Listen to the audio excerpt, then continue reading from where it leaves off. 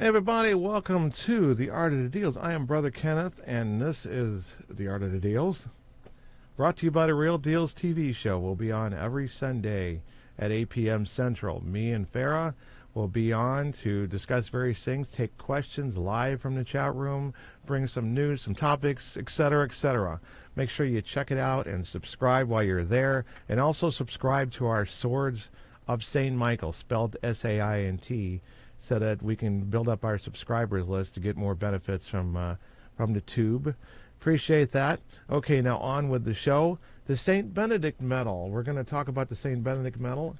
Okay, so the first part of this is basically make sure that it's properly blessed, and you can get the prayers off the website. Look it up, and it says tools on the website in the menu, and then you go pull up the St. Benedict Medal prayers. And it has a description on there, but not as good as the one on osb.org. That's the Benedictines, and they actually expanded it over the last few years because of the popularity of the medal has rose. I like to say that we were part of the ones who expanded and tried to promote this on a great level. Been giving these out since early 2000 when they became more available and they were cheaper at some point. And you can get a free one, I think, from osb.org. If you go to our website, swordsofstmichael.org, you'll find that there's a link for a free medal if you'd like to go there and get one. And osb.org goes into great detail about the inscriptions. And there's some stories about St. Benedict and his life that are really inspiring.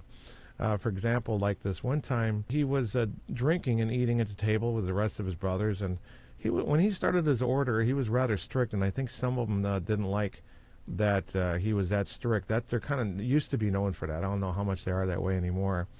Rather kind of concrete, sequential, more like the accountants versus the creative types. And one of the monks actually poisoned his drink. I don't know if they intended on making him sick, so to take him out of the order and function of it, or it was an intention to kill. I don't know if that was made clear or not. But what he did was he did the sign of the cross, blessing his drink, and the cup cracked and it spilled the contents everywhere. And by then he knew that someone had poisoned him and mentioned something about it. And there was a story about a guy getting shot, and it actually nicked the medal with an oval indentation, but it gave him a bruise behind the medal, but it didn't go into his flesh. And that's something also there. Now, we can't, like I said, don't expect that to happen to everybody. But the fact is these stories, and these are out there, and they are true. Okay, now let's get to the thing about the St. Benedict Medal. You have to get your interior in order before you can expect to just be protected by putting on armor like the St. Benedict Medal, which is a silent prayer that they call it the double chasing medal, that it's like an exorcism medal, and it's like a silent prayer to St. Benedict to intercede on your behalf. Anyway, don't expect to put those on unless your interior is more in order and get all the protection. Some people have sleep paralysis and they don't have anything else in order in life, including they're going to need to do some renouncing prayers of some, say, occult practices, for example. And if they just put that on, it's expecting this charm to work. It's not a magic charm for other denominations and so forth. Like I said, again, it is a silent prayer to St. Benedict for intercession. Intercession of the saints is not worshiping. We said this when the highest order of Mary, Jesus' mother, the Hail Mary, has 2/3 of it is from Bible quotes. The angel Gabriel, the second one where it says, "Blessed is the fruit of thy womb, Jesus." That one is from her cousin Elizabeth, who was carrying St. John, and he jumped for joy. The last part says, "Pray for sinners now and at the hour of our death. Amen." It's asking for prayers. All right, getting back to the St. Benedict Medal. In my last video, I mentioned about how you can put St. Benedict medals over the doorways and some windows after you do the cleansing blessing of the house. And I said that for the same reason I'm going to tell people that it may not work so well when you have not taken care of your interior turmoil and your order. If you put the St. Benedict medal on and you are getting sleep paralysis, you still might get it the next night. But if you get the rest of your things in order and you get the proper perspective of what the medal's actually doing, don't put faith in the medal. Say intercession prayers to St. Benedict, and basically know that it's through the merits of Jesus Christ that you're getting any kind of protection through that medal being worn in faith. And it's like that. And of course, the more faith you have, the better it's going to be. But of course, that has a cap on it too. You can only get so much out of those things. But the opposite is more effective and notable.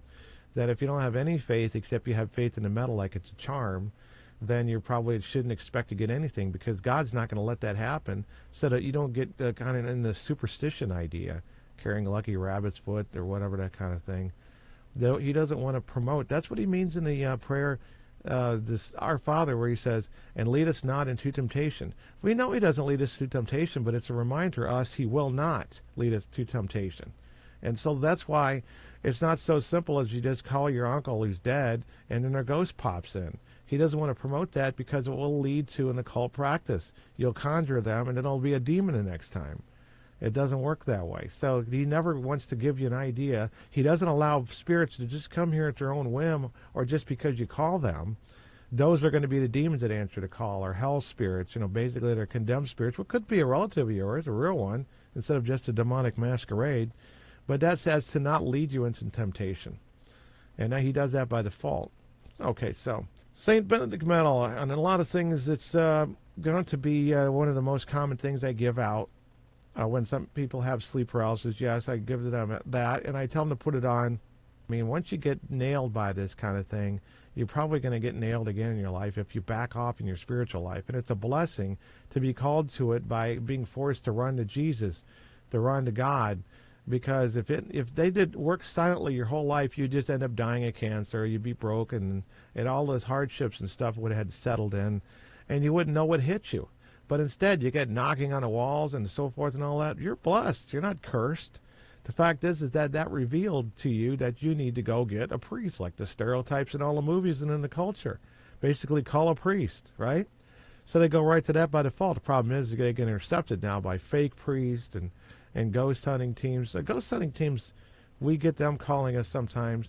I appreciate that they go to the trouble of actually saying it's a demon and we don't want to deal with it, because they know that people get nailed with hardships when they mess with those cases.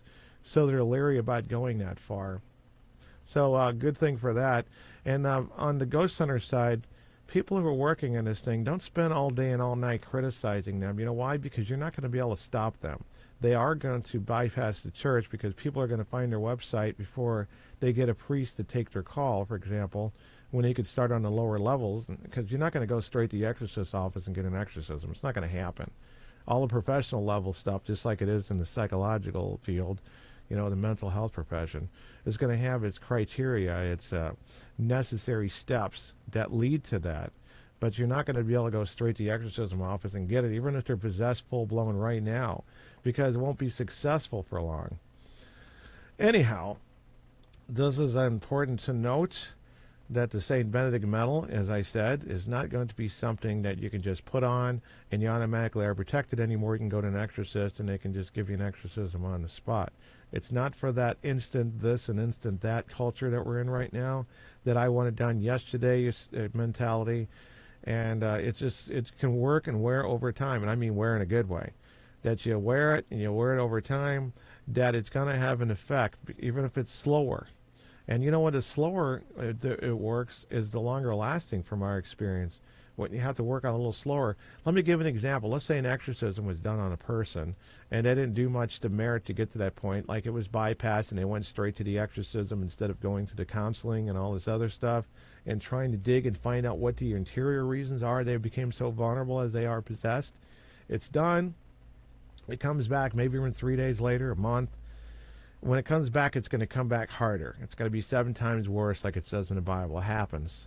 So the Bible validates that's there instead of in life, or we're not using it as a template, because some things aren't meant to be literal. You can't test the spirit, as St. John talks about, and it didn't respond, so it must not be a demon. It doesn't work that way. Sometimes you got to hammer it a few times because they can suck it up. Most they'd react instantly to the commands in the exorcisms. Okay, having said that, so anyway, in short, that the exorcism and all of these things that are applied as practical solutions are going to wear on these things over time. Some of the worst exorcisms that the person will have to deal with, it may take a couple years. But when it's out, it should not come back. But unfortunately, when it takes a couple years, it's not because it's the slow grind. Like if you said a rosary novena for 2 years straight, you're going to have a pretty good exorcism when it's done. Although it's taken longer, it will last longer, because it's slowly taking it away, like removing the cancer, instead of removing the bulk of it and leaving traces of it that can grow back into cancer at some point, as a way to look at it. Comparing oppressions and possessions to cancer is a good way to say it. Then we got to look at where the demonic is even at the lowest level. It has not been totally removed. We can't really get rid of the demon in this lifetime entirely. We're going to keep it in check once it's been freed, where we're not losing our self-control and we're not giving in to oppression, because part of that's a free will thing as well. But when you wear the St Benedict Medal or anything that's a sacramental of the church, it's still going to have these benefits that's going to help you grow in the spirit without even saying anything. You're not having it in the medal because it's blessed also. You got to remember that. You can't get in proximity to good things without having good things happen to you to some degree. But these sacramentals or relics and so forth, they're going to rub off on you no matter what. But how long is the haul on this kind of thing is another story in itself. So we can't expect this to be problem solver. Although when people put it on, the first thing I tell people when they had sleep paralysis is to put one of these things on. So we send them one or whatever if we have to. And when they do it, sometimes they'll say, it didn't work. I got sleep paralysis again last night. Well, then we're going to have to look a little deeper. And all the time, we'll always find stuff that they are doing that they may not have revealed. Could even be a porn addict. And that they're waking up in the 2, 3, 4 o'clock night with sleep paralysis, even with the St. Benedict Medal on, because they have such disorder in their interior life, spiritual, that it can still affect them. And when sleep paralysis is going on, it's in progress, putting that on is kind of like putting a Band-Aid over a gaping wound to some degree. That's why we said when we put the medals up in the houses over the windows, the house should be cleansed first. And then you put them off to basically put the armor up to keep it out. And that's kind of what we're thinking here to maximize on it, is that it's best they do that. But sometimes when it's more severe cases, we give them these things because there's no harm in putting it on, but it's a little premature. So it's another one of those things where, things have their priority and their order, and we have to follow that to get this done. As people who may need the problem or us helping others, we convey this information and so forth. The St. Benedict Medal, again, it's very popular because it worked. My first book I published, I had it in the background as an image, and we've seen some things on TV beginning in about 2008. They started sporting it. They hang those over doorways and houses and do all these things by default. But like I said, there is no magic wand. There is no thing that'll do a one-size-fits-all kind of thing to where you can go back to your life and live the way you were before that drew this thing in. And everybody will have a story why it came there. There is some exceptions when you get a curse put on you, that you might get sleep paralysis and other signs. And that's when the St. Benedict Medal worked better, because you didn't invite it with your own actions. That's a little different. It's amazing the sicknesses that can leave, not from the St. Benedict Medal in itself, but with the breaking curses prayers, for example. And because someone had put the curse on them, that's easier to break than them having done a curse on somebody. And all of those things play a factor in the effectiveness of, say, like I said, wearing a St. Benedict Medal or hanging it. Put it on your neck. Don't put it in your purse. Don't put it in your wallet. I mean, some cases, is the person not going to wear it around their neck? Get a nice chain or whatever. We got a cord here, a leather one, and cord here. One of the reasons is because when we put these things on, you lean against the counter, you lay on your stomach, you lay on your side. All it needs is to have the metal twisted a little bit, and the chain is a little bit rigid, so it'll separate the ring and you'll lose it at some point. And that's one of the reasons why we wear cords for the most part. But you want to hang it in the front, of course. And don't hang it too low, and don't hang it too high. You won't be able to get it off. I leave it on in the shower, leave it on in the pool. I mean, look at the things that can happen in the shower and the pool. I got 2 stories here.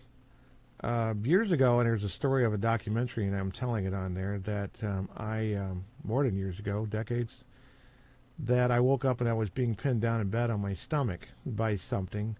And then when I finally shook it off, without going into the details, and I went into the bathroom and washed my face, looked in the mirror, it's like, what the heck? And I looked on the floor. Down there was my St. Benedict Medal. It fell off the chain that broke the night before. Our friend Deb woke up one night and found that there was a spirit hovering over her with a disproportionate stretched mouth, as if it was howling. And she was having a little bit of sleep paralysis. So she broke that in the usual way, shouting the name of Jesus Christ with your mind, directing at this thing. She freed herself, and she went into the bathroom, and she found that her chain was hanging on the shower knob. She took a shower the night before, forgot to put it back on. This can happen. Even now, that it won't only be able to get so far. Sleep paralysis is a little more than what we'll experience. You can't really avoid it, just like the saints can't. If you're doing this work and then you have night side visitors, but you're not going to be able to touch your stuff if you're in right order and you're called, to where they can cause hardships and misfortunes or hurt you. I mean, they'll jump scare you awake sometimes. For whatever reason. I mean, they'll come and check you out when you're about to hit a demonic case the next day, as if they're like scouting and roaming to check you out and seeing if you're, what's this guy all about? Let's go check him out or give him a warning shot across his bow. That happens. It doesn't mean your house is infested. We'll still bless it anyway. But they'll do that sort of thing. And if someone is kind of like to the point where you had some extreme possession case, you might have to really be on guard your whole life. This is why we say never take the St Benedict Medal off. And if you do, it's like, don't panic. Just going to change the chain or whatever and put a new one on.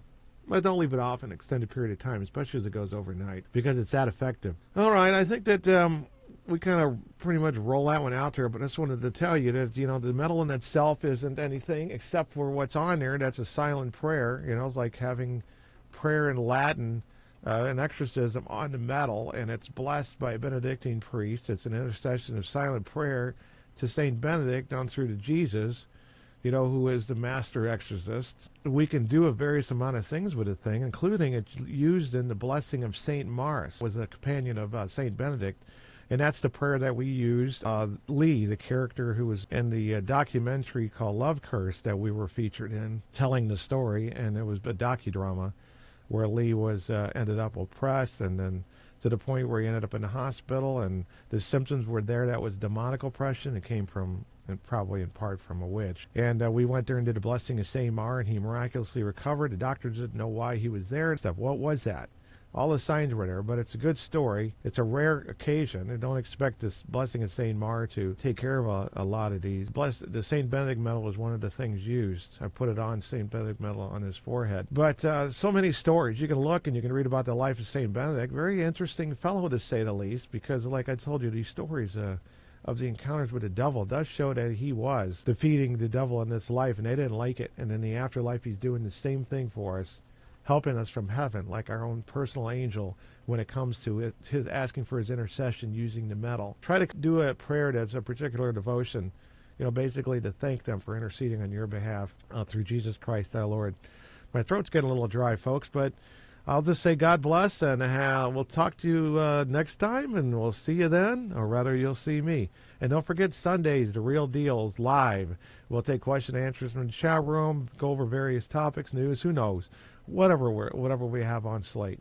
8 p.m. Central, 9 p.m. Eastern, 6 p.m. Pacific time. See you then. God bless.